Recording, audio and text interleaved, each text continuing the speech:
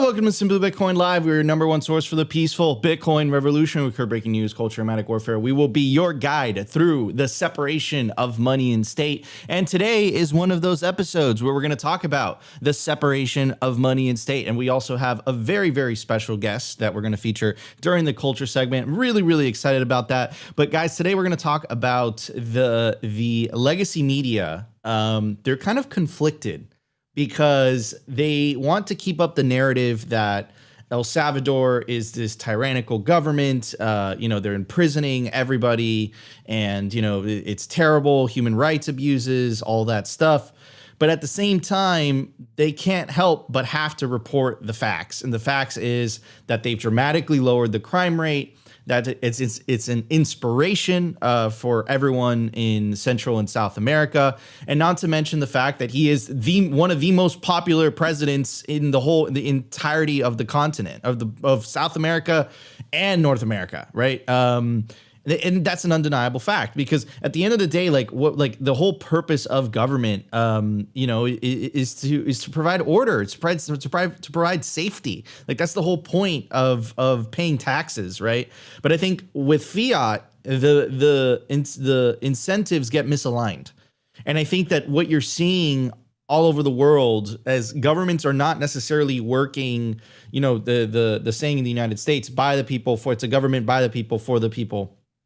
It's really become a government by the government for the fiat money printer.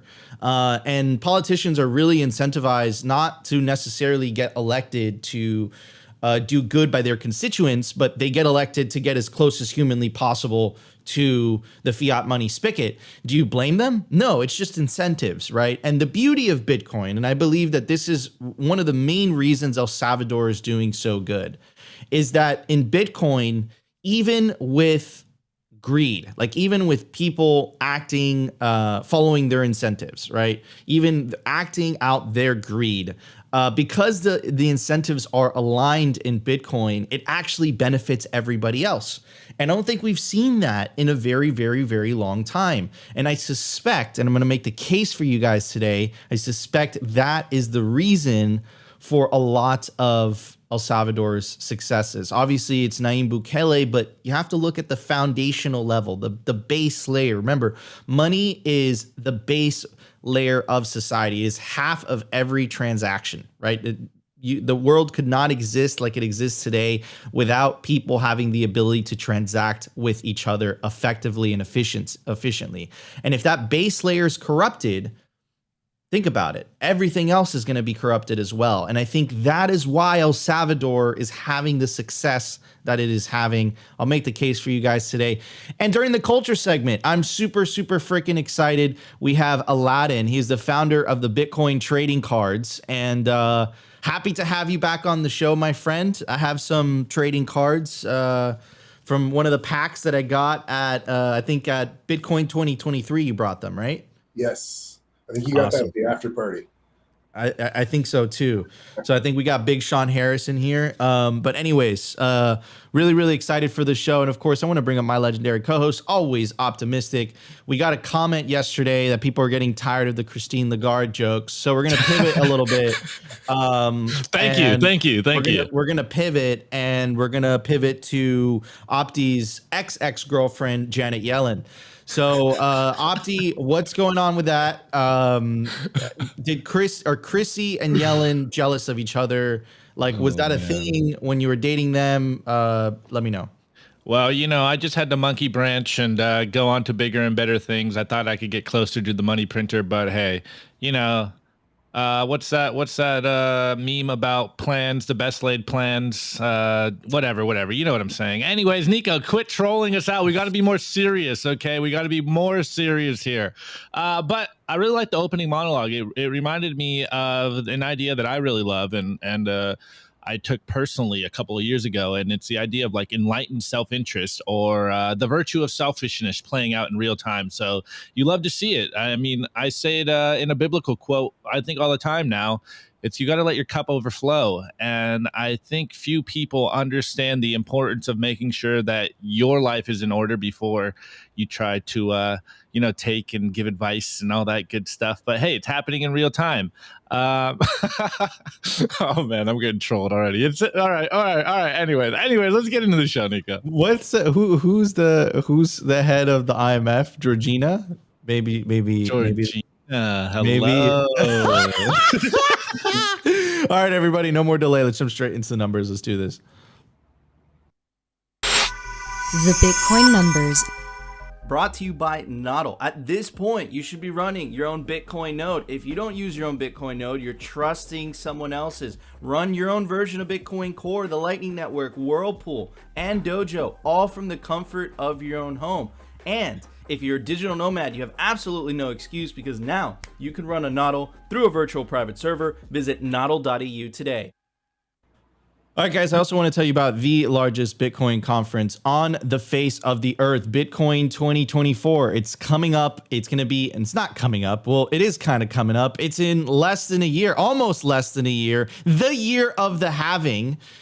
Bitcoin 2024 is not going to be in Miami. It's going to be in Nashville, Tennessee, from July 25th through the 27th, 2024. And if you get your tickets today, you can take advantage of the early bird ticket specials. For a GA, it's only $299. For an industry pass, I highly recommend getting that if you're looking to get a job in the industry, $749. And if you're a whale, there's a whale pass for $4,499. And you can take advantage of the promo code to get an even bigger discount. You could use the promo code SIMPLY to get 10% off on top of these already highly discounted ticket rates. At the time of recording, the Bitcoin price is 30,505 sats per dollar, 3,279. Block height, 798,414. Blocks to halving, 41,586.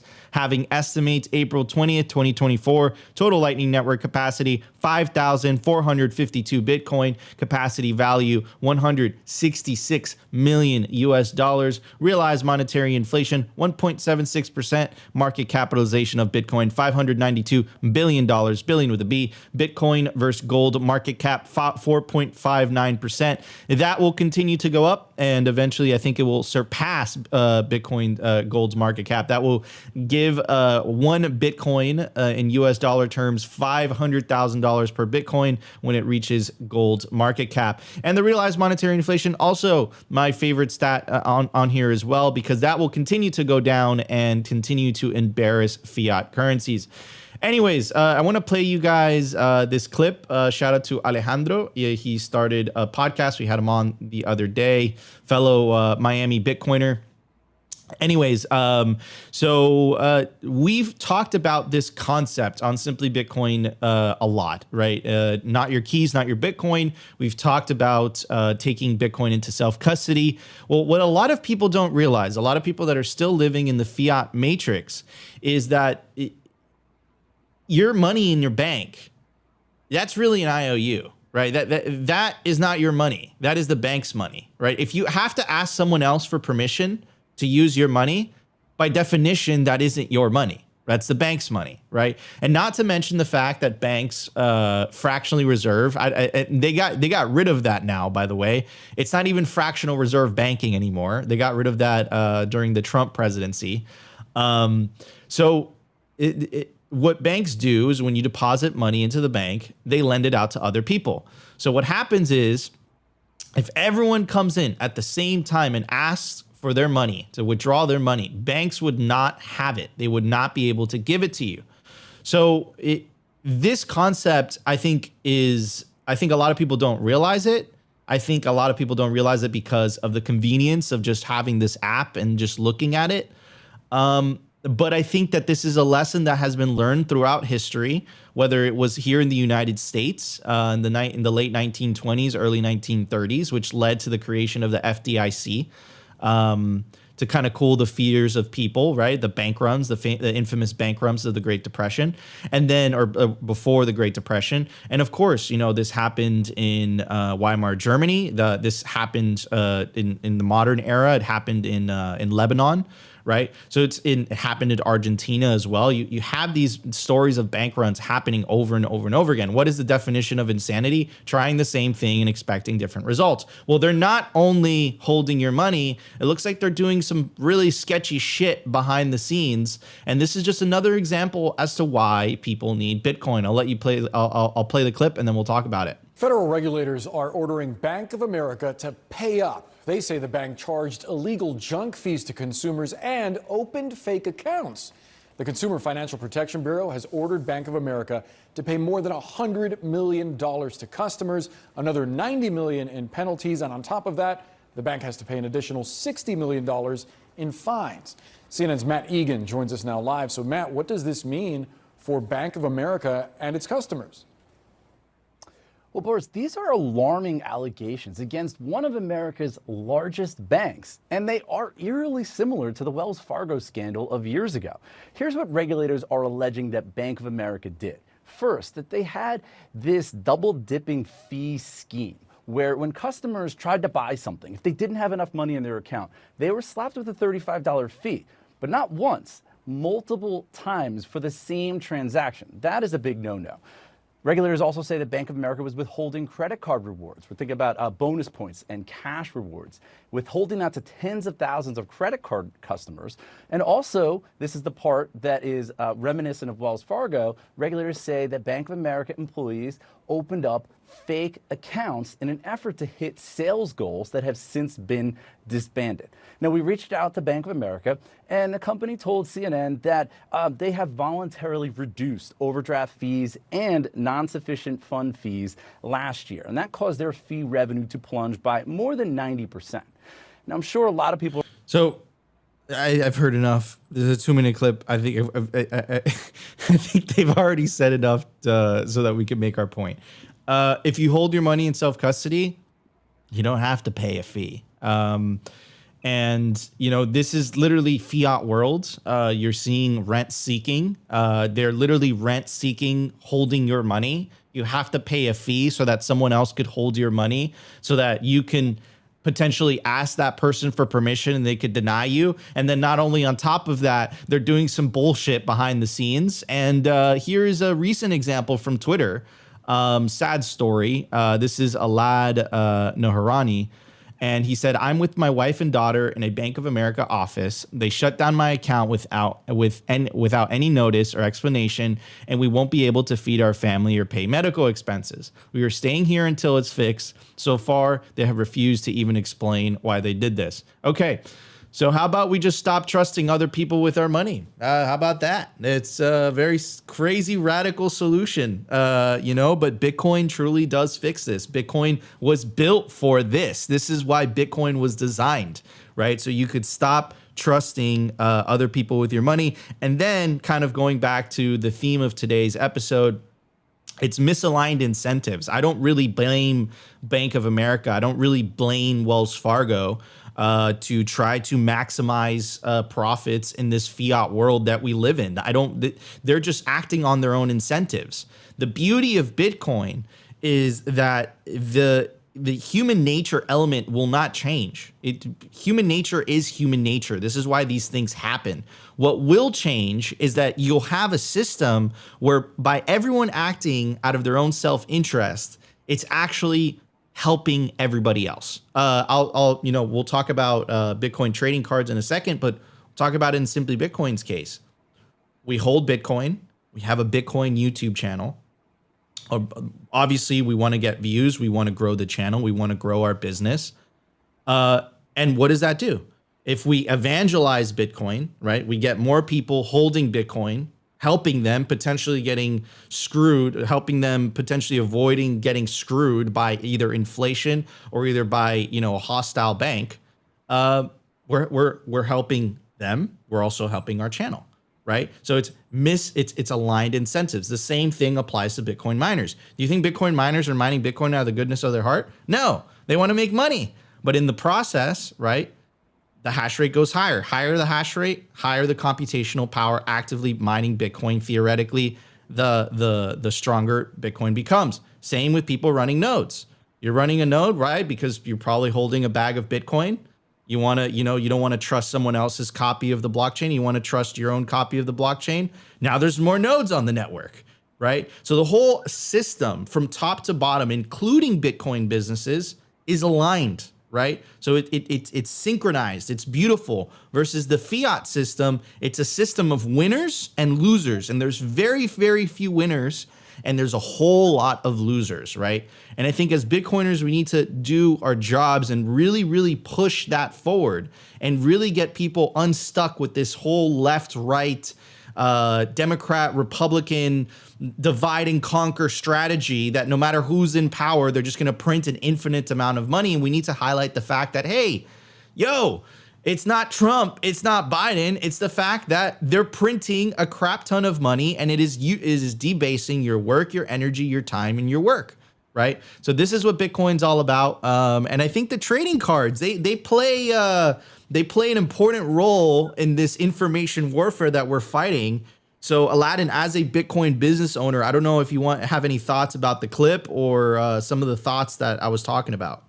Yeah, I mean, the whole time all I could think of is literally these banks or the bankers are like a bunch of teenagers going through puberty, and you give them enough rope, they're going to hang themselves.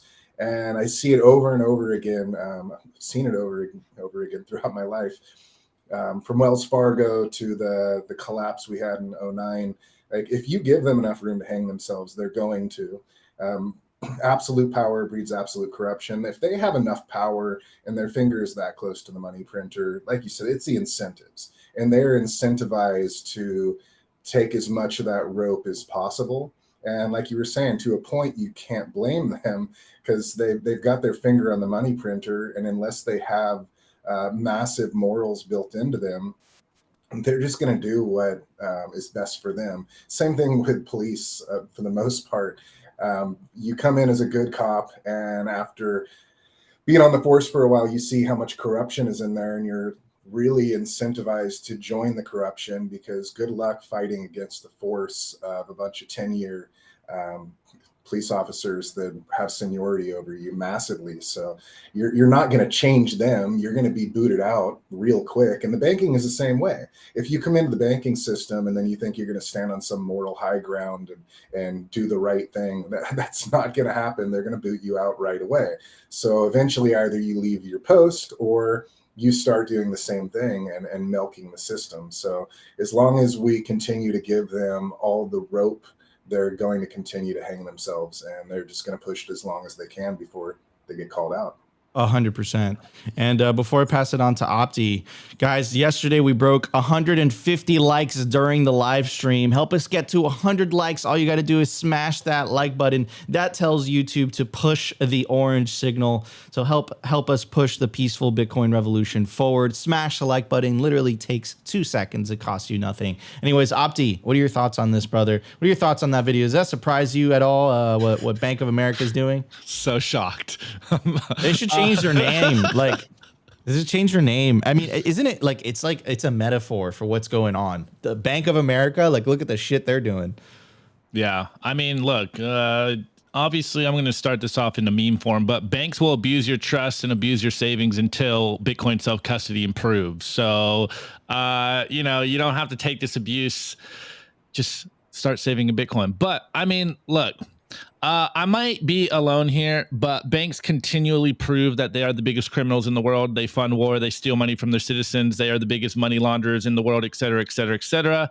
And I don't have the math on hand, but I can safely assume that the fines that Bank of America are paying are minuscule in comparison to the amount of profits that Bank of America makes. So it is just the cost of doing business. Is just a slap on the wrist. And like everyone's saying, and they even said in the clip, Wells Fargo got caught doing the same thing, and we have another bank that's doing the same exact thing. So I can only imagine that there's other banks out there, maybe not as public, or rather not as big, doing something very similar so that they can also maintain their profits. And as Nico points out in the theme of today's show, it's because the incentives are aligned in the fiat world to continuously fraud and debase your customers' money. And so this is just like the status quo where we're at, guys. And I know people like to claim Bitcoiners are conspiracy theorists or tinfoil hat, paranoid, psychopaths, but this is what's going on right now. This is the standard quo of the game in the world. It's steal your money. If you give me your money, it's no longer your money in the bank, and we can do whatever we want with the money. So don't give them your money. It's very simple, guys. Just take your Bitcoin, or rather take your savings into self-custody, put it in Bitcoin, and you will not have to deal with another 2008 crisis. You will not have to deal with them charging you fees, because there's no such thing in the Bitcoin space. There is, there's no bailouts and there's no fees by bankers. Yeah, man, it's so crazy. And it used to, this was before my time, but there used to be an era in banking, right, where the bank would actually pay you to hold your money, right? Yeah, what kind of world is that? And they would actually give you a pretty good interest rate. Now the interest rate is laughable. Like I look at my account, and it's like your monthly interest rate, 21 cents, and then convenience fee, $15. There used to be a world where there was no convenience fee, where the interest rate would make sense. For okay, I'm keeping, because that was the whole contract, right? I'm keeping my money with you, and then because you're making money off of my money, I'm going to give you some of it back. Right now, we live in this world where it's like, no, not only are we making money off of your money, what we're actually even charging you for the privilege of even holding your money with us at the bank. Of course, it's the vast majority of people that have to pay this convenience fee. If you're very wealthy, and I think if you have over like a certain amount of money in your account, right? The average American has $500 in savings. I think the fee for most banks is like $1,500 or $1,600 minimum for you not to get charged the fee. So it's like, again, the lower middle classes get screwed. While the rich get richer. And this is not because of capitalism. This is literally fiat money. This is literally what happens in a fiat money system. Anyways, everybody, no more delay. Let's jump straight into the news. We got a lot to talk about. We're going to talk about El Salvador today and incentives, and then we got the culture coming up as well. Let's check it out. The Daily News. The Daily News is brought to you by Blockstream Jade.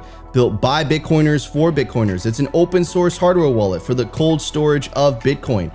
Check out the brand new limited edition color, the transparent green Jade. Blockstream Jade houses a full color camera, allowing for fully air-gapped Bitcoin transactions, scan and display QR codes directly on the device, assign transactions, and verify addresses with ease. Use your Blockstream Jade with your favorite wallet software, such as Blockstream Green, Blue Wallet, Electrum, Sparrow. Get yourself a Blockstream Jade today and take self-custody of your Bitcoin. All right, guys, I also want to give a shout out to the Orange Pill app. They are building the social layer for Bitcoin. As crazy as this sounds, without the people, Bitcoin is just ones and zeros. Bitcoin is the people. Bitcoin is you, it's me, it's Opti, it's Satoshi, it's Aladdin. Download the Orange Pill app for iOS or Android and connect with other Bitcoiners in real life today. Find other Bitcoiners that live near you, and you can even go into the app totally anon and search for other Bitcoiners by common interest. Orange Pill app is also the world's biggest repository for Bitcoin-only events. If you want to meet other Bitcoiners in real life, this is the app for you. Sign up through the App Store, and you can even pay in sats. Download the Orange Pill app today. And of course, Opti and I appreciate all the messages and love that we're getting, and we try to answer each and every single one of those. So we appreciate you all, and thank you so much for messaging us on the Orange Pill app. Anyways, I want to talk about El Salvador. Here is Nayib Bukele. Apparently, what he's calling himself nowadays is the philosopher king. He went from the world's coolest dictator to the philosopher king. He's obviously trolling the legacy corporate media, which we know are captured by the establishment. So it's just funny that a president of a country is just trolling the shit out of everybody. Anyways, he goes on to say, everyone interested in El Salvador or on how we turned the world's murder capital into the safest country in Latin America should read this thread. So here's Richard Hanana, and he goes on to say, he's quoting a Wall Street Journal article, which we're going to check out in a second. But here are some of the statistics. Homicide is down 92%. Approval is 90%. 44% decline migration to the U.S. This is something that I hold near and dear to my heart as an immigrant.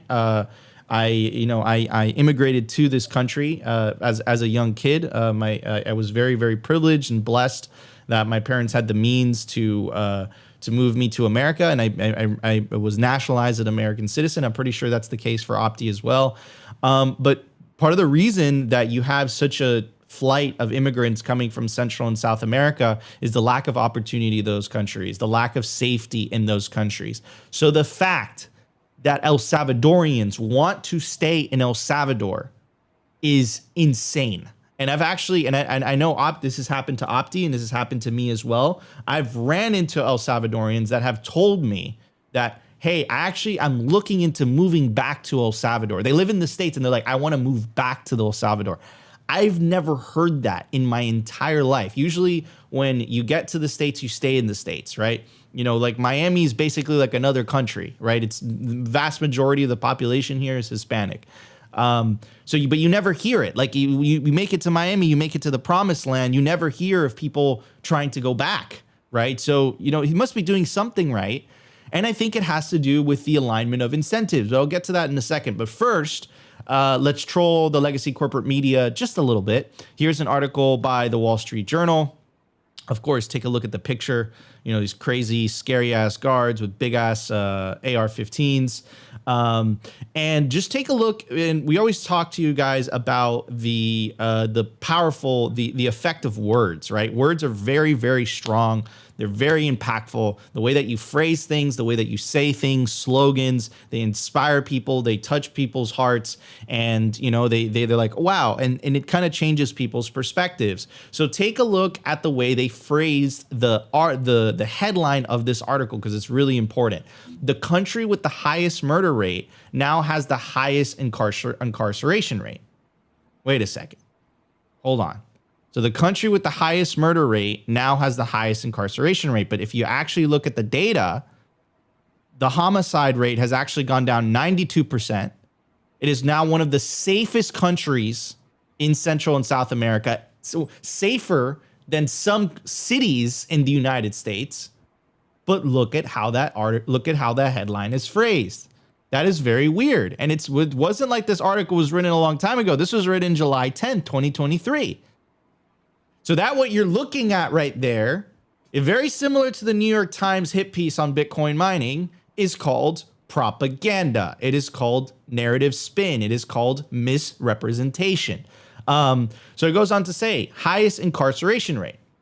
It goes on to say El Salvador President Nayib Bukele kicked off a gang crackdown that has a strong support from locals who can now live and do business safely, but it faces questions from rights groups. Wait a second. So isn't that the whole point of government? To make sure that you can live and do business safely? Isn't that the whole entire point? And then again, I understand the questions from the rights groups. And, I am a Bitcoiner after all, so I'm not a big fan of Big Daddy State. But if 90% of the population approves this, isn't it weird that non-Salvadorians are judging what Salvador is doing with their country? Well, the surrounding region is plagued with corruption and crime. Why is the focus on El Salvador? Maybe it has to do with the fact that Bitcoin is legal tender. Therefore, it allows El Salvador to circumvent the controls of the IMF. That Alex Stadstein has done an incredible job highlighting how the IMF has basically enslaved developing countries with these crazy loans, right? Maybe it has to do with that. I don't know. Maybe I'm a crazy Bitcoiner. Just a thought. Anyways, it goes on to say El Salvador long whipsawed by gang violence that made it one of the world's most dangerous country, turned things around by jailing huge swaths of its population. The country, once known for having the world's highest murder rate, now has the world's highest incarceration rate, about double that of the US. The strategy has helped lower homicides by 92% compared with 2015, given Bukele the support of 9 of every 10 Salvadorian polls show. The number of Salvadorians illegally crossing the US-Mexico border has dropped by 44%. It also has put some 68,000 people in the Massachusetts-sized country of 6.3 million people behind bars. That's more than 1% of the population. According to the World's Prison Brief, an online database on correction systems, rights groups said the campaign has swept up innocent people, especially among the country's poor and indigenous communities, who are held for long periods in harsh conditions without trial. Quote, this is from a member of the cabinet member from Bukele's government. Yes, they'll have human rights, but the human rights of honest people are more important. It goes on to say detentions of Salvadorians once one of the largest groups trying to cross the southern western border. Illegal crossings have dropped about 36,500 in the 8 months through May of the fiscal year, from more than 65,000 in the same period a year earlier, just before the campaign began. Who could have thought? You make a safe country. You make it safe to do business. You make it safe for honest people to, live out their life, to raise their families without fear of persecution from violent gangs. And people don't want to leave. Goes on to say other countries are watching El Salvador's policies as they grapple with their own high murder rates. Ecuadorians, one of the largest nationalities heading to the U.S., have seen the homicide rate in their country quadruple from 2019 through 2022. Some politicians, such as Cynthia Vitria, who until May served as mayor of the violent Ecuadorian city of Guayaquil, encourage Ecuador's governments to mimic the Salvadorian leaders' policies to bring down crime and stop the killing of police officers. Quote, it's simple, just copy it, do what Bukele is doing, she said in September. The solutions are out there, and for those who have the guts to implement it. And I think this is what scares the living shit out of them. And again, I understand the two perspectives. One of the perspectives is that's a lot of people that are being imprisoned. The other perspective is for the vast majority of the population that are not criminals, that are not violent gang members, it allows them to live in peace. And I think that anyone who's not from El Salvador, anyone who's not from Central America or South America, and you're judging from the privilege of living in some of the wealthiest countries on earth, whether that's in Europe or the United States, and you're looking at South America, Central America, and you're expecting them to live by the same rules as you do, you're absolutely naive. You're not from there. You don't understand how things work out over there. Of course, I'm not a fan of the government growing. This is a question that I asked El Salvador's national security advisor when he came on Simply Bitcoin IRL. So check out that podcast if you're interested. Goes on to say the anti-gang campaign is widely popular in El Salvador, whether in hard scrapple neighborhoods, wealthy enclaves, or rural regions. I would vote for Bukele 10 times, said an El Salvadorian, who recently opened a Mexican restaurant near a notorious San Salvador slum. 2 years ago, I wouldn't have opened a business here. This was a red zone, recounting how he used to fork over $6,000 a year in extortion payments in a failed effort to keep open clothing and restaurant businesses that he owned. In the slums that surround the country's capital, parents now say their children can play outside without asking permission from once omnipresent street gangs. Middle-class teens gather at the coffee shops of central San Salvador, and restaurants are filled with families having dinner.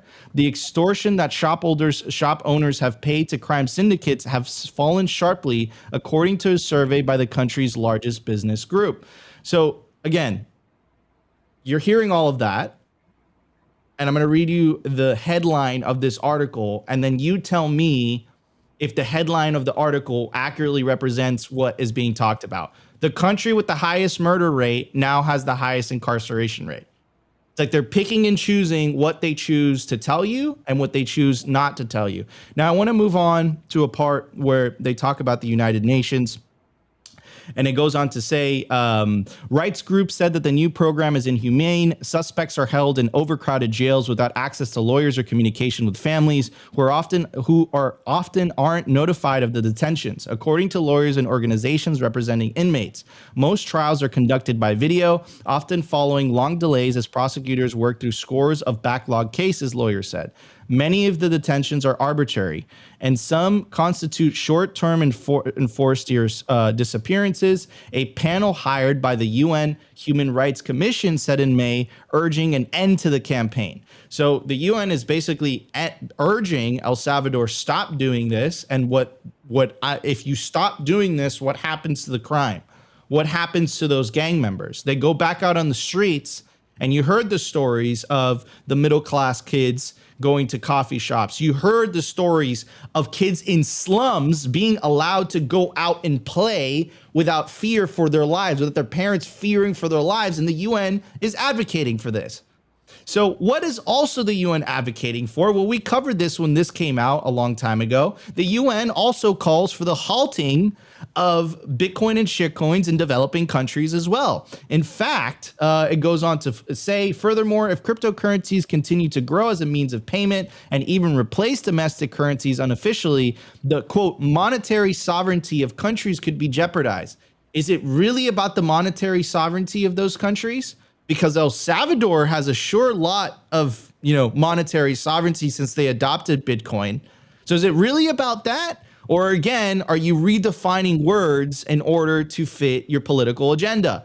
Anyways, it goes on to say, it is argued that a domestic digital payment system that serves a public good could fulfill at least some of the reasons for crypto use and limit the expansion of cryptocurrencies in developing countries. For example, monetary authorities could provide a central bank digital currency or a fast retail payment system though measures will depend on national capabilities and needs, right? So Bitcoin, of which we can't control, even though it's actually helping people from the ravages of inflation, that is bad. That is horrible.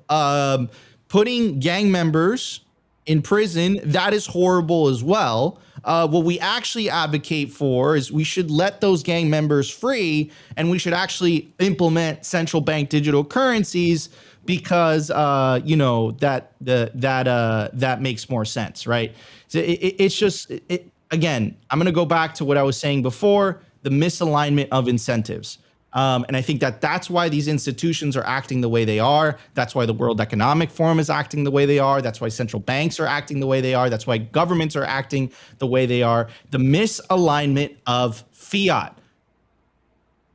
We shouldn't live in a world where a bureaucratic elite have the ability to create money for free that everyone else has to work for. That is the root issue. Because of that root issue, it misaligns the incentives completely. The bureaucratic elite are always going to want to work for themselves. They're always going to want to protect their political moat. They're always going to want to protect that privilege at all costs, no matter what. Even if it means lying, smearing, misrepresentation, lying, trying to control the narratives, and even sometimes violence. They'll do whatever it takes. What we're advocating in the Bitcoin system is an equal system, an equitable system. A system where it doesn't matter whether you're in the lower classes, the middle class, the upper class, or the super ultra wealthy. If you do you run your Bitcoin, you're on a Bitcoin standard, you are benefiting everyone else. And here I'm going to read you a bit of this to explain. So it goes on to say, time and time again, we realize that forcing people to do good or to change their behavior does not lead to meaningful results. Human beings are stubborn and don't want to change for various reasons. Most importantly, humans can be selfish and are not willing to alter themselves in any way unless there is a personal gain to be earned. On the other hand, incentivizing people to behave in a particular way by rewarding them with something they value consistently produces the intended result. Alignment of incentives is one of the most important phenomenon that make up Bitcoin. Apart from being a technological breakthrough, Bitcoin is a psychological and social phenomenon.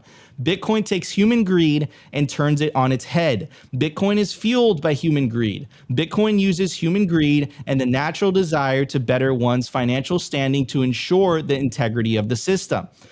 All of us wish that the world was a better place and that people acted more compassionately. In theory, everyone usually wishes only the best, the very best for the rest of the world. However, in practice, it doesn't always play this way. Human greed stands in the way of any decision, desired change, or impact. We need to understand that oftentimes people forgo or give up on their moral beliefs and social responsibilities in the face of personal financial difficulties. Most people are simply trying to get by and provide for their families. In the light of understanding this, it becomes more clear that expecting people to go out of their way to do something good is often counterintuitive and thus doesn't create sustainable results. Humanitarian and philanthropic efforts don't scale. They're often one-time acts whose impact does not last. Similarly, redistribution schemes are too vulnerable. They are too many single points of failure, which enable human greed to show itself and eventually cause the system to fail.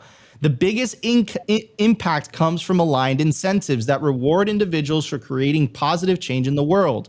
Such systems are scalable. They work because they don't depend on finite sources of human compassion in the face of personal and financial difficulties. In fact, such systems work best because they are conducive to self-preservation. Nobody is good or bad. We're all human. We simply prioritize self-preservation above other things. And ladies and gentlemen, you want to know why El Salvador is the shining city, shining nation state on the hill in Central America, in all of the Americas. This is why, because they've adopted a Bitcoin standard. The base layer of their society has now aligned incentives. So what is happening? For the first time in a very, very long time, the government is actually working for the people. That is what is happening. And when we fight for and advocate for a bright orange future, this is what we are advocating for. An equal system for everyone. And what they are advocating for is a system of privilege where they get to dictate the rules. They get to decide how you spend money, how you don't spend money, and you have to follow along, or they'll shut off your money, or they'll put you in a box. Fuck that. I choose Bitcoin. This is what we're fighting for. This is what you are fighting for. Get involved, take agency, contribute, whether that's making content, whether that's hanging out in the battlegrounds of Twitter, whether that's mimetic warfare and trolling Christine Lagarde when she's telling you she's coming out with a fucking video saying, hey, I want you guys to be a part of this. You see the new Euro bill? We're going to put a signature on it, but you guys get to choose the color, even though it will still have inflation. These people are like, maybe they just completely lost like all sense of what reality is, but fuck that shit.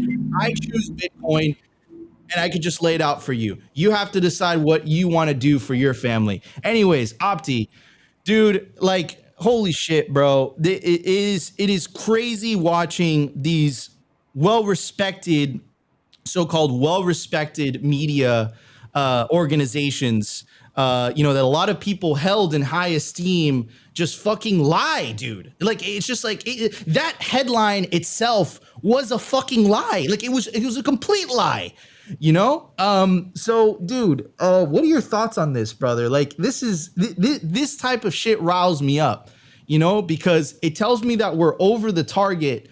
But at the same time, it tells me that these people are not going to give up. They're going to stop fighting until the bitter end. And at the same time, I don't blame them. That money printer must feel very good. Opti, you tried with Yellen and Chrissy, and, that didn't work out. So you came over to Bitcoin. But, bro, like, this is some bullshit. I don't know. What are your thoughts, brother? Well, first and foremost, Nico Jones is back. Let's go. All right, no, but man, I think it's very interesting to see the attacks from the corporate press in regards to El Salvador and Bukele.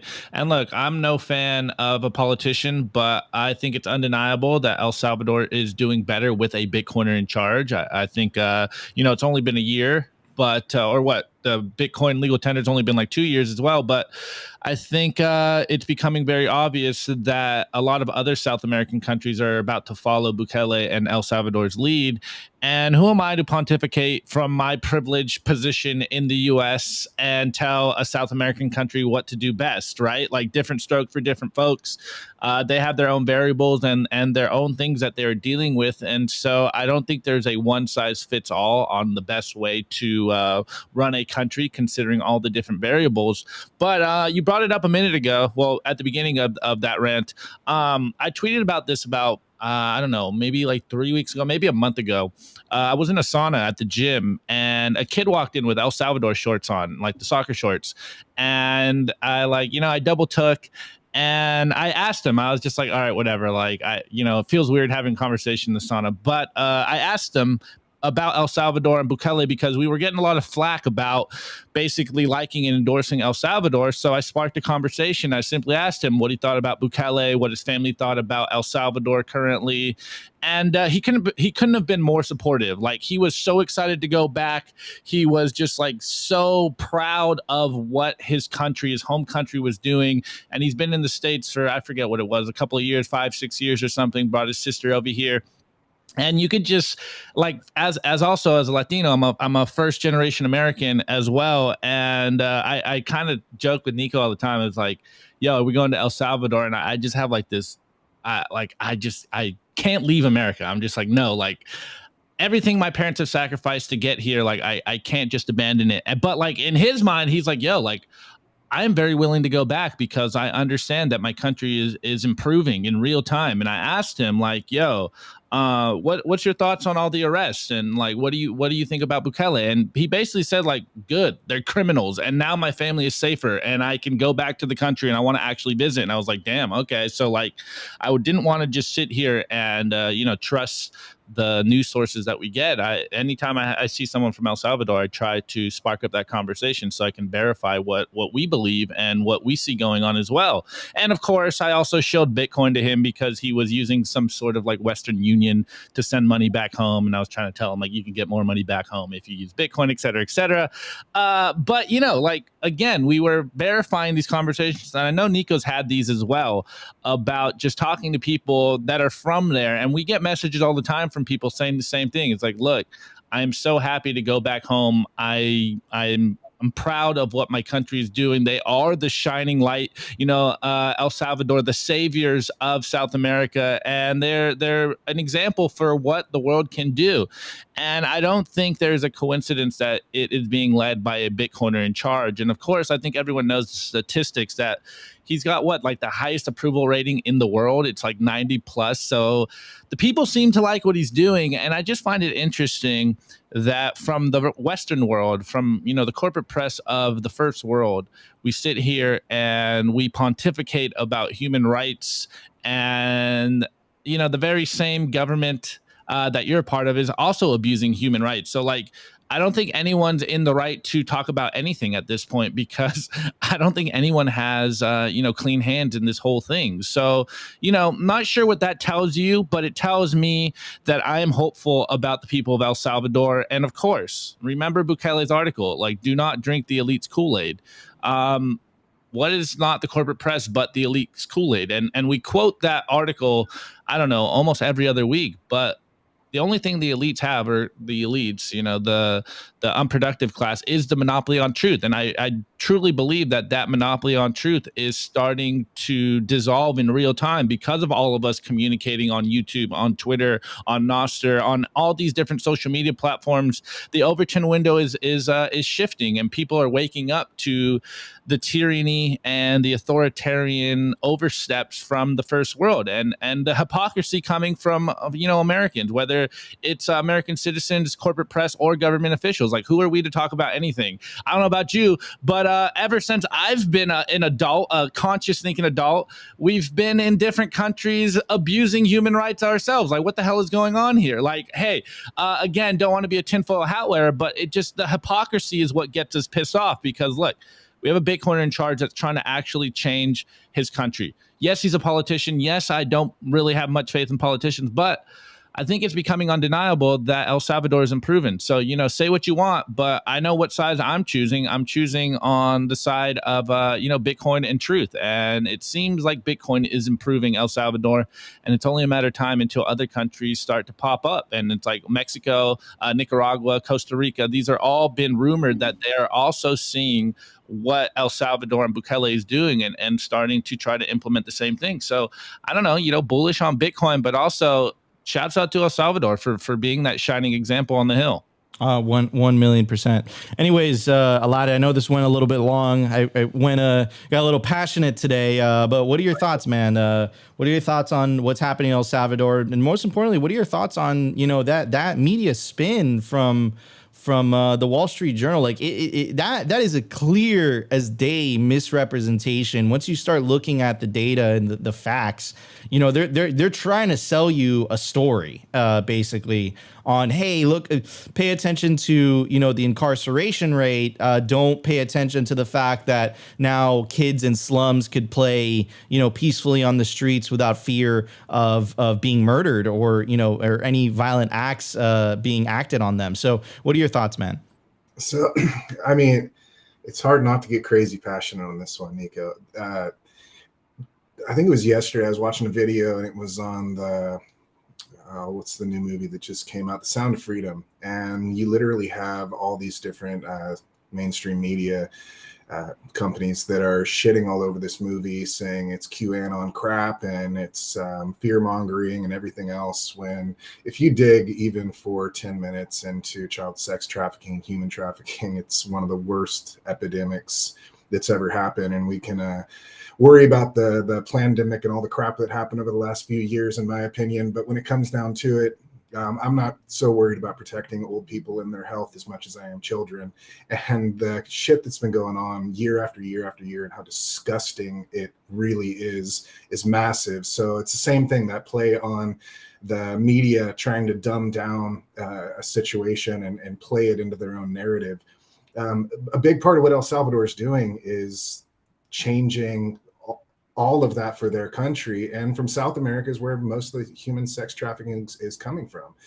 Haiti and Ecuador and all of those areas down in South America are just ravaged by sex traffickers. And what El Salvador is doing most of all, in my opinion, is they're slowing down that rate dramatically. And that is a big fear to all of the so-called elites, is stopping their massive moneymaker, which is nearly a $200 billion a year profiting company. You can sell drugs once, you can sell children multiple times over and over and over. So there's way more money in that for them than anything else. And I know this is totally off and deep red pill, but it's facts. And if there's anything we need to be focused on more than anything in the entire world, in my opinion, and I'll die on this hill, is protecting children. And this is one thing El Salvador, they're starting a fire right now, and they're waking people up to the fact that there is a better way, and they're starting this domino effect, and it's scaring the living shit out of all of these elites across the world, because that's how it works. It's how revolutions start. It's got to start somewhere, the power of one. And whether Bukele's good or bad or whatever the hell it is, I have no idea, and it's not really my spot to step in and try and even judge that. All I'm saying is what he has started is the revolution in the people, and the people are starting to get hope. And then we go to the incentives that you were talking about, which it perfectly inlays together.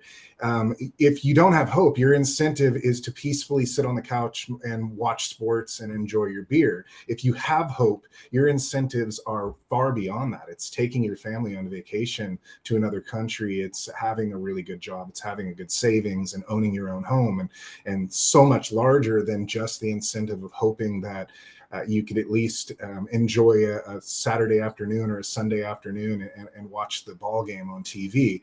With no hope, that is your incentive. With hope that Bitcoin brings, your incentives are so much larger. And that's what Bitcoin is bringing to the people of El Salvador, in my opinion, is the hope to not just allow their children to go outside and play without the worry that the gangs are going to hurt them or extort them to be allowed to go out and play, but that their children aren't going to be yanked off the street and taken and sold to elites around the world, or just dirty, disgusting, vile people. So what El Salvador is doing, in my opinion, what Bukele has started, is an amazing thing, but it's obviously scaring the living shit out of all of these oligarchies and these evil mainstream media companies that obviously have been covering up all of these lies for a very long time. So give it to Bukele. 100%, man. Give it to Bukele. And, he did write that very, very famous article, for Bitcoin Magazine, right? Don't drink the elite's Kool-Aid. And I think that we're all kind of seeing this facade just slowly start to break down, whether it's the examples that you were bringing up. Why are they so hell bent on this movie Sound of Freedom? Like, why are they so hell bent against it? It's crazy to me. Like that to me is just nuts. And you're seeing the same behavior from how the legacy corporate media is reacting to El Salvador, and then you're seeing them fire their most popular creator, host, Tucker Carlson, #1 on legacy corporate media, who again, a lot of coincidences these days, happen to be pro Bitcoin, happen to have brought on Nayib Bukele on the show, happen to have brought on Michael Saylor on the show, happen to be pro Bitcoin as well. Nayib Bukele was literally calling out, the hypocrisy of the Federal Reserve. And it's like, this is the guy that was fired, but everyone else who's like walks the line, they could stay. So, it's interesting. Kind of the facade is starting to break. And I think a lot of people are waking up by the day, but it's important that people realize that there isn't a political solution to this necessarily. I think the solution to this is the separation of money and state. Doesn't matter who you elect into power. As long as the incentives are not aligned, I think you're going to continue to get the same results. You need to fix the incentives themselves, and I think you could do that under a Bitcoin standard. Anyways, you want to make it over the finish line with your generational wealth, and the way that you do that is by properly storing your Bitcoin wallet passwords and passphrases. And the way that you do that is with storing them on steel. This is the BitPlates Domino. It's easy to use, hard to destroy. It's designed to preserve Bitcoin wallet backup seed words and passphrases, made from highly corrosion resistant 316 marine grade stainless steel. And it offers the ultimate protection against extremes of temperatures. You can take advantage of the promo code SIMPLY to get 10% off anything on bitplates.com. Anyways, everybody, we got a lot to talk about during the culture. Today's going to be a long show, so buckle in and enjoy the ride. Let's do this. The Daily Culture. Brought to you by SwanBitcoin.com. Swan is the best way to build your Bitcoin stack with automated Bitcoin savings plans and instant purchases, serving clients of any size from $10 to $10 million. We love Swan because they incentivize self-custody and dollar cost averaging. What are you waiting for? Visit SwanBitcoin.com today. All right, guys, I also want to give a shout out to the largest Bitcoin conference on the West Coast, Pacific Bitcoin. It's October 5th through the 6th in Los Angeles, California. It's going to be the Pacific Bitcoin Festival. It's not going to be a conference this year. It's going to be a festival. Speaker list includes, we have Lynn Alden, Greg Foss, Alex Gladstein, Corey Clipston, Preston Pish, and many, many more. It's going to be honestly, I went last year and it was one of my favorite Bitcoin conferences. Opti and I are going to be there as well. And I think Aladdin's going to be there as well. I think in the beginning of the show, you might have something for us at the Pacific Bitcoin Festival. So really looking forward to that. But anyways, enough about that. And let's talk about some Bitcoin trading cards. Yeah. All right, guys. So Aladdin, you came on with the whole crew. I don't know what it was, like 2-3 months ago or whatever. But for those people that don't know, we do have new audience members coming in. What is Bitcoin trading cards and what is the goal? And actually, before we do that, I want to give you kudos on air to what you told us about you bootstrapping this and been working on it for so long. Absolutely love it. More power to you. But what is Bitcoin trading cards? Tell the people out there what you're working on. Simplest way to say it is it's a fun, simple way to orange pill your friends and family and get some enjoyment inside all of the crazy red pill, constant monetary fuck up drama that we're dealing with daily, and throw some fun in there. So being a Bitcoiner, once you're really into it, all the podcasts, it's amazing information that we're constantly soaking up. It's going on Twitter. It's just, there's everything under the sun to learn about all the time when it comes to Bitcoin and why we need Bitcoin. But the bummer about all of that is it's because of how fucked up everything is that we want Bitcoin so much, and it gives us that hope. So I started trying to red or orange pill every person that I knew, because I just think Bitcoin is the best hope that we've ever had and the most incredible technology. So in doing that, I found that, holy shit, I'm really running a lot of people off of Bitcoin, because in order to get them to understand the importance of Bitcoin beyond number go up, you should invest in Bitcoin, which I don't tell people that. I want them to make their own decisions. My job is to educate them on why Bitcoin is so important.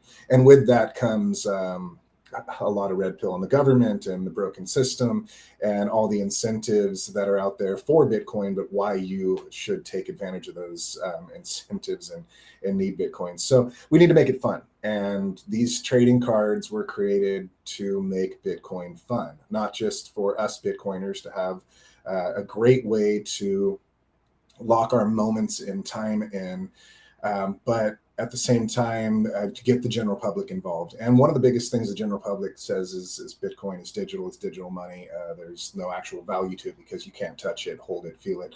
Well, these trading cards you can, and it's really sparked massive interest in so many people that had no desire for Bitcoin whatsoever. So I'd give them a pack of trading cards and they would rip it open. And these cards are educational. I mean, you can see the artwork behind me. I put massive amounts of time and energy into the artwork on every single one of the cards. But then on the back of the cards is a brief breakdown of each one of the topics, going into anything from categories like government, or we have now it's the tyranny category that breaks down what is communism, crony capitalism, a lot of these topics that people do not understand, because again, going back to the legacy media system, they're getting fed a lot of bullshit. So these cards would probably not be allowed in many schools in America, or probably anywhere around the world, because it is teaching the exact opposite of what your public schools are teaching you. So there's just a lot of great information in these cards, and it simplifies Bitcoin and it makes it really fun. And it's just like your Topps cards, Pokemon, or anything like that, where you have the chase. So it's the fun of the chase. Are you going to be able to find the Lynn Alden foil card in the set? And it really just creates a camaraderie between people to be able to trade these cards. There's a lot of people using Lightning Network for the first time to purchase from a friend or someone they met in the Telegram group for these cards. It incentivizes the use of Bitcoin, not just the education of Bitcoin. And so far, it's been working really well, all the way down to people that I've given these packs to. They're literally like 65, 70 years old, enjoying ripping a pack of trading cards. And if they're not necessarily into Bitcoin, they get to a tyranny card or they get to a freedom card. One of the cards usually sparks them enough to get excited and start kicking that critical thinking skill in. And if there's anything we need more than ever in the world today, it's people to start using their critical thinking skills. Couldn't agree more. And I do have your Series 2 FUD Busters edition here, but I noticed that it is sold out, and Nico kind of hinted to it already. What do you have in store for Pacific Bitcoin? I'm sure the people out there are going to get excited on this. Yes, so we haven't announced this yet, but Brady Swinson being my personal advisor on this project and one of my really good friends, he's just amazing amount of great ideas coming from Brady. And we kind of collaborated together and came up with an idea to push the Pacific Bitcoin trading cards booth as hard as we possibly could. So shout out to Nathan Fast, because he jumped in and really gave me a big boost on this one. We're going to have one of the biggest booths this year at Pacific Bitcoin, and we're going to go absolutely ham this year, and we're bringing a lot of fun. So hopefully we can get a lot of the people in the pack to show up to the booth. We'll have an area for card signing. So if you pull, hopefully, a Lynn Alden, and she'll be there, we can get her to come by at a certain time and sign. I'm working directly with Mateo at the Orange Pill app, and they will be, I don't know if I should announce maybe I'm overstepping, but we'll have them basically have a nice lineup on the Orange Pill app. So if you want to know what we're doing throughout the couple of days we're at Pacific Bitcoin, you'll be able to access their app and see the schedule for who's going to be showing up at the booth, who's going to be signing at different times. We'll have pack ripping sessions, we'll have some box breaks, and a couple of other surprises in store, but really just trying to bring as much fun as possible. And going in with what Swan with Pacific Bitcoin is really trying to do is not be so much as a convention, but a festival, and really make it a lot of fun. If we're bringing in newbies, one of the things that I have noticed, being a Bitcoin consultant, teaching Bitcoin, many classes and many normies for quite a few years, is if you don't make it fun, you're going to push a lot of people away. You need to find a way to make the orange pill experience as enjoyable as possible. And I really think that Swan with Pacific Bitcoin is really trying to do that with their conference. And we're going to do everything we can to bring as much fun from our end as possible this year and try to blow it out the park. Love it. Love it. On that note, you guys do have a geyser fund, and I mentioned it before about how you bootstrapped this yourself. You told us you've been working on this project for 4 years and just now got it out last year. So let's tell the people a bit about that. Yeah, so when I first came up with this project, I had a lot of ideas that I thought I was going to run with, but then I completely saturated an entire room with whiteboards and went crazy. And every time I got to the point where I felt like, okay, this is it, new ideas came in, and then I had to scratch the whiteboards and start over. So it's been a build up, build down, build up, build down for 4 years before I launched. So I'm going on 5 years now with this project. And I really didn't want to launch this until it was perfect. When you're dealing with scarcity and a project that, when we print a series, that's it. Once that series is printed, there's 21,000 packs in the main series, which is the Orange Pill and Pack series. We can never print another one of those cards again. It's done. It's 21,000 packs. When we print a foil card, once that foil card is printed, it's done. We'll never print it ever again. We have to create new art, new cards, sticking along the lines of Pokemon or any of the traditional card projects that are out there. We want to build this to literally compete with Pokemon, Magic the Gathering. Bitcoin is a worldwide brand, and we do have a chance with this to bring it to the entire world with no marketing, no advertising of this project whatsoever, just literally letting it build for itself on Twitter alone for the most part. We sold out in the first 2 months of the original series, and 35% of our sales was international. And Series 2 sold out in about 3 weeks. And again, about 35% of our sales were international. And we haven't done any marketing. We throw up some cool posts on Twitter the best we can and just kind of let it do its thing. If you like what we're doing, beautiful, grab on. If you don't, then no problem. We don't want to shill this project. We're trying to make it as fun, entertaining, and valuable as possible, that we don't have to push it on anybody. Once you get a pack, you're either going to love it or it's not for you, and that's absolutely fine.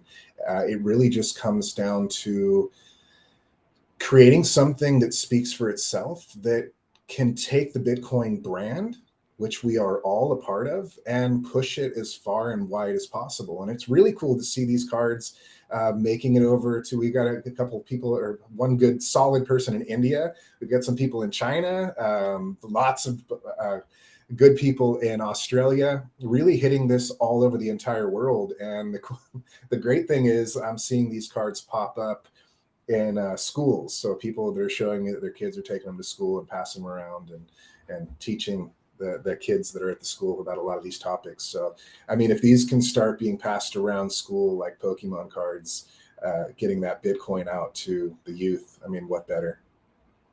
100%. Love it. I'm just going through some of these so you guys could see it. Some of the packs. You got gold in here, and then speaking of Nayib Bukele, we got Tyrant. That's a joke.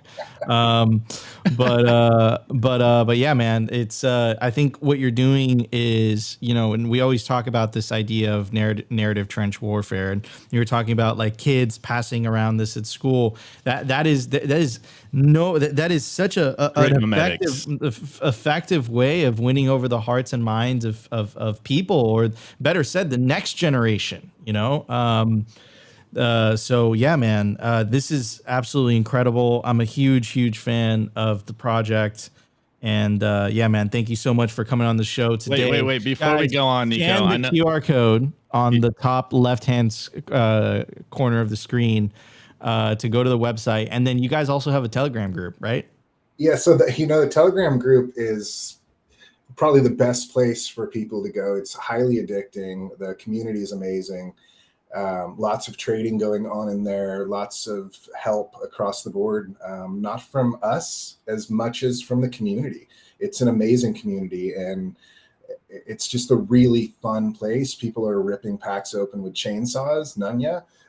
We've got people opening packs with their rifle, which is really cool. So there's just so many awesome things that are happening in this community. We do a lot of giveaways. There's a lot of sub communities that are created from this community, collectible Bitcoin groups. We're working with Scarce City directly, and they're just such an amazing project. If you don't know what Scarce City is, I highly recommend checking them out. They are an eBay for Bitcoin collectibles, and the founders of Scarce City and the whole team are 100% Bitcoin only, amazing, genuinely awesome people, and they're doing some ridiculously awesome things with Bitcoin collectibles you can only purchase in Bitcoin.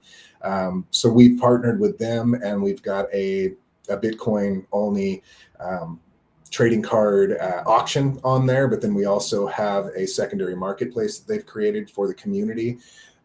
It's just a really fun way to share. And I think the biggest thing that I've gotten out of this, and I think most people are getting out of this, is the community aspect of it. Once you join this Telegram community, if you really take the time to start getting involved and just commenting and jumping in a little bit, so many friendships have been created out of this. There's so many subgroups that have awesome things going on. They're doing their own giveaways. It really brings the fun to Bitcoin like I've never seen before. And I was just expecting this to originally be like you'd buy a pack and give it to a friend or family member for a birthday present, Christmas gift, or whatever it might be, and try to spark them a little bit into getting into Bitcoin. But it really turned into a massive collectible between the Bitcoin community.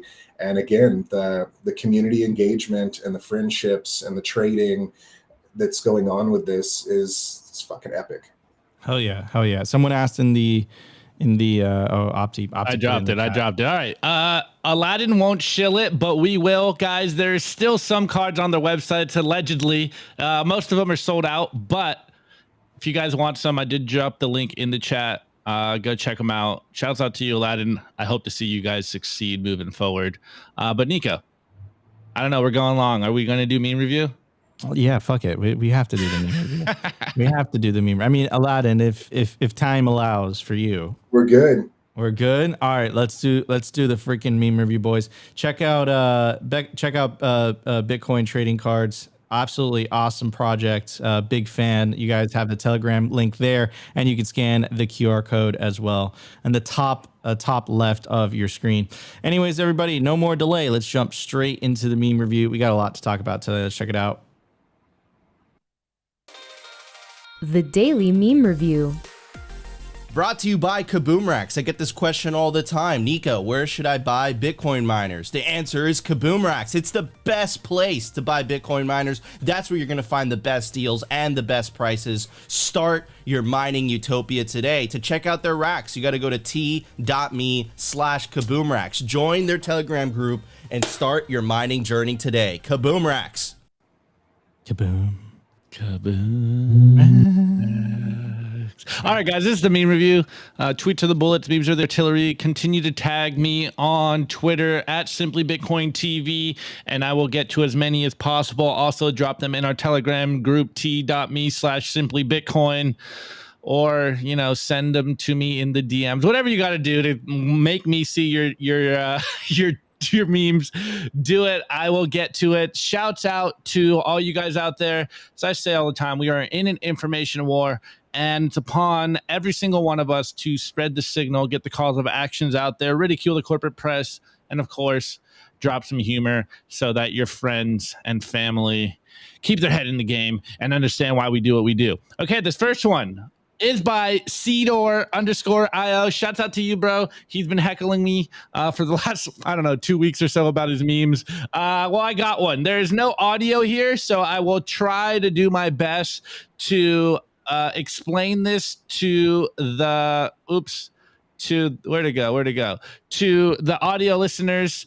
But for you guys on YouTube, you can see it yourself. So Cedar goes, how Bitcoin looks to normies who have been told that it is inherently worthless. And we got this guy doing like a sit-up, but he's holding what looks like one of those pull-up things on a machine, but it's not holding on to anything. And then he's got the Bitcoin price, and you can see the normie investor looking at him like, what the hell is going on? Like, what's he holding on to? How's he doing this? This is just because Bitcoin's got that ab workout going. Okay, again, everyone's making fun of me because I butchered it. Anyways, this next one is by Ropium, and he's got this, Bitcoin couple cuddling, and it goes, sleeping next to someone who advocates a free market economic system based on voluntary interactions without the involvement of the state makes you fall asleep faster, reduces depression, and helps you live longer. I love that one. That was a good one. All right, this next one is by Greg Zaj 1, and it looks like a Bitcoiner with laser eyes, but he's also like the Grim Reaper sitting on his chair of skulls, and it goes, I never pay attention to Bitcoin prices. The fuck I'ma do, not get my sets? Nah, we stack at every price. Okay, this next one is by Sam Callahan, or Sam Calla on Twitter, and he goes, measure it differently and inflation is behind us, end quote. Wall Street Journal 7/12/2023, and he's got the source here, and it's a Wall Street Journal article headline, measure it differently and inflation is behind us. Well, the meme is using the standard, we're here to hire someone. He goes, so do you think inflation is high? And the person about to get hired goes, no, measure it differently and inflation is behind us. And then he gets hired. Welcome aboard. And it is the Federal Reserve. Didn't the CPI numbers come out this morning? They're still trying to confuse everyone. I don't even fucking know, dude. Like, it's just like, who cares? It doesn't matter. Like, I feel like CPI's a lie. Like they call it a fucking cult, bro. There's a lady that goes out. She's like, look, this is the money. There's a signature. You guys get to choose the color. Then there's the guy in the suit, like every month or so. Wait. Inflation is like, only stealing 3% from you, bro. Like, chill. And like everyone like kind of like goes around the TV and it's like, bro, it's the POW. It's the Fed, whatever meeting. It's the meeting. And then like everyone comes around and then like they try to decipher what the fuck he has to say. Like, dog, that sounds culty as shit to me, bro. Okay, hey, Nico, we make fun of the tea leaf readers, but imagine being a Fed tea leaf reader and waiting on the Fed to make decisions on your money. Couldn't be me, can't relate. I'm a Bitcoiner, opt out of the madness. And on that note, Nico, we couldn't have had a better rant than from you, but shouts out to 21 JCLP, and he goes, in a world full of lies, Bitcoin is truth, and Bitcoiners just walking through Stargate paradigm. I don't know what this is from, but it's a guy in a cloak and the Bitcoin logo and the bright orange future, and Bitcoin is truth. This is the way, boys and girls, opt out of the lies. Stop allowing these people to lie to your face, and you just like take it like this is the way it's supposed to be. Anyways, Nico, I see you pulled something up. The official inflation rate is 3%, and we're gonna possibly raise the interest rate. Like, bro, like, and the fucking colors in the background and shit. Like, wait, Nico, he's wearing a blue tie. Does that mean no, it's Opti? He's wearing purple. Okay. Oh wait, I'm colorblind. Sorry. Wait. I got you. Hold on. Oh man.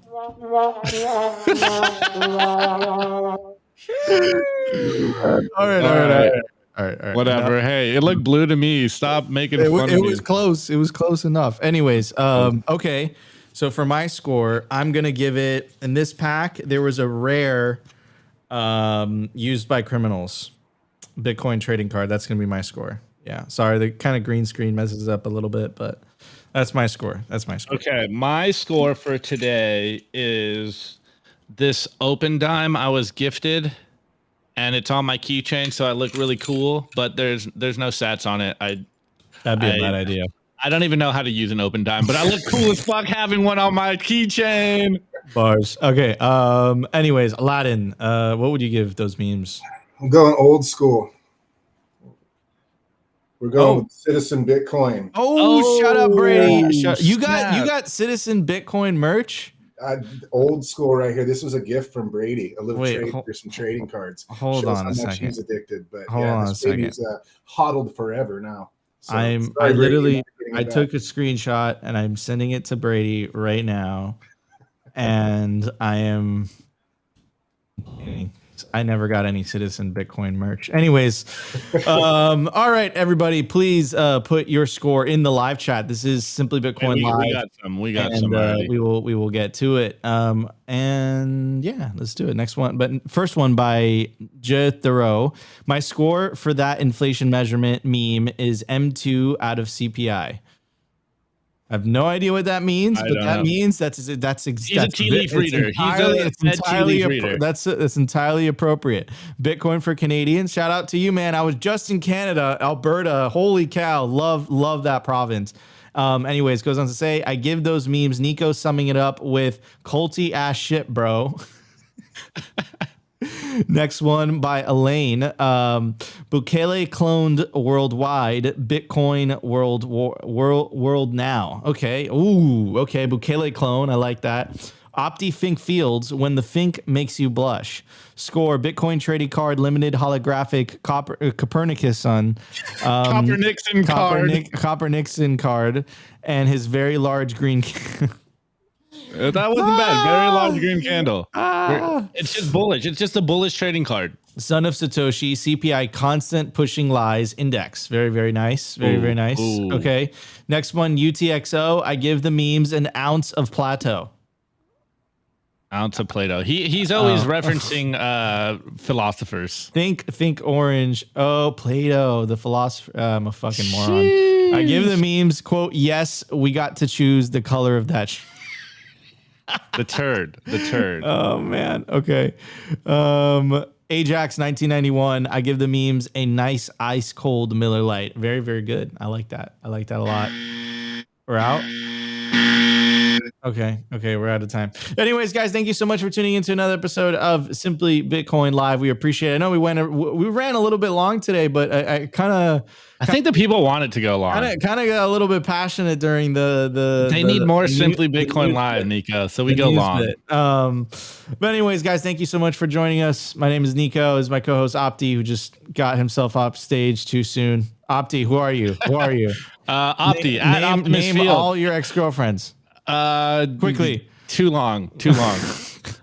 Oh man. So that's Opti. Follow me at Optimus Fields. My name is Nico. You can follow me at Bitvolt7. And shout out to our very special guest today. You can follow him at Bitcoin Life Raft on Twitter and check out his amazing project, the Bitcoin trading cards. You can either scan the QR code in the top left-hand corner of your screen, or you can go to the website directly, go to btc-tc.com or join their Telegram group. I'll pull up their Telegram group in a second.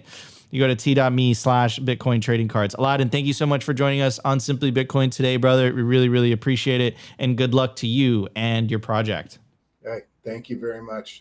Anytime. Love coming on. Appreciate it, man. Guys, if you enjoyed the show, you know what to do. Smash that like button. Consider subscribing if you feel like we provided you value. But the number one thing you could do to help push the peaceful Bitcoin revolution is share this content. In fact, share all Bitcoin content. Don't be exclusive. Be inclusive. Don't share shitcoin content. That's counterproductive. But until then, guys, we'll be back tomorrow, 12:15 p.m. Eastern Standard Time for another episode of Simply Bitcoin Live. And I think we might have an IRL tonight with a very special guest. Stay tuned. I'll see you guys later. Peace out.